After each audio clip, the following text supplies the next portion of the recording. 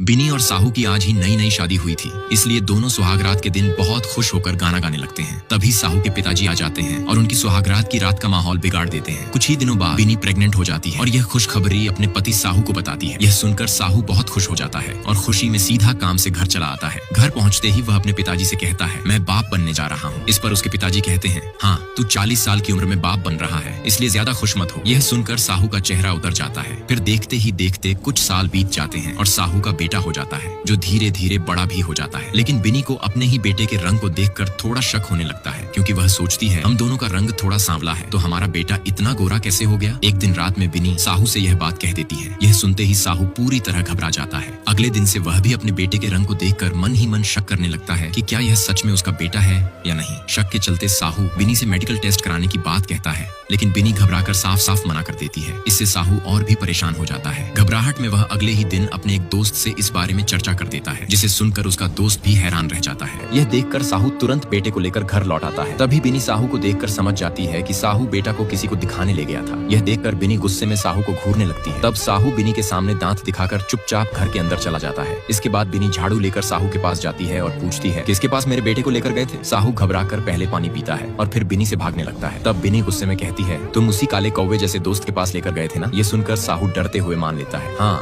मैं उसके पास लेकर गया था, लेकिन वह भी हमारे बेटे को देखकर कह रहा था कि यह हमारा बेटा नहीं है। यह सुनकर बिनी तुरंत उस काले कौवे जैसे दोस्त को फोन करती है और पूछती है, हमारा बेटा यही है या नहीं। उधर साहू का दोस्त यह सुनकर बहुत डर जाता है। अब साहू इतने सारे कांड हो जाने के बाद चैन से नहीं रह पाता, इसलिए अगले ही दिन वह उसी अस्पताल में जाता है जहाँ बिनी की डिलीवरी हुई थी। वहाँ जाकर वह नर्स से पूछताछ करता है। नर्स कहती है, अगर तुम्हें इतना शक है तो जिस दिन तुम्हारे बेटे का जन्म हुआ था उस दिन जितने भी बच्चों की डिलीवरी हुई थी उनकी सारी डिटेल्स मैं दे देती हूँ। तुम उनके घर जाकर पता कर लेना कि तुम्हारा असली बेटा कौन है। यह सब सुनकर साहू अपनी पत्नी बिनी को बताता है। बिनी भी इस बात से राजी हो जाती है। अगले दिन साहू सारे घरों की डिटेल्स लेकर अपने बेटे को ढूंढने निकल पड़ता है। अब साहू अपने बेटे को ढूंढने के लिए बस में जाता है। बस में सफर करते समय वह देखता है कि बस में एक बहुत प्यारा बच्चा बैठा है। उस बच्चे को देखकर साहू अचानक उदास हो जाता है। फिर वह बस से उतरकर समुद्र के किनारे पास में बने एक घर पर जाता है और वहाँ बच्चों को पोलियो की दवा देने का बहाना बनाकर उस घर की महिला से कहता है कि वह अपना बच्चा बाहर लाए। महिला जब अपने बेटे को लेकर आती है तो साहू उसे देखकर खुश हो जाता है और तुरंत उसकी एक तस्वीर खींच लेता है। इसके बाद वह फोटो बिनी को भेज देता है। इसी तरह साहू हर घर जाता है और पोलियो की दवा देने का बहाना करके बच्चों की तस्वीरें खींचता रहता है। रात में साहू एक किराए के घर पर लौटता है, लेकिन वहाँ पहुंचकर देखता है कि घर बंद है। वह वापस लौटने ही वाला होता है कि तभी उसकी नजर एक महिला पर पड़ती है, जो अपने बेटे को लेकर उसी घर की ओर जा रही होती है। यह देखकर साहू उस महिला का पीछा करने लगता है। महिला मुड़कर साहू से पूछती है, तुम्हें क्या चाहिए। साहू कहता है कि वह पोलियो की दवा देने आया है,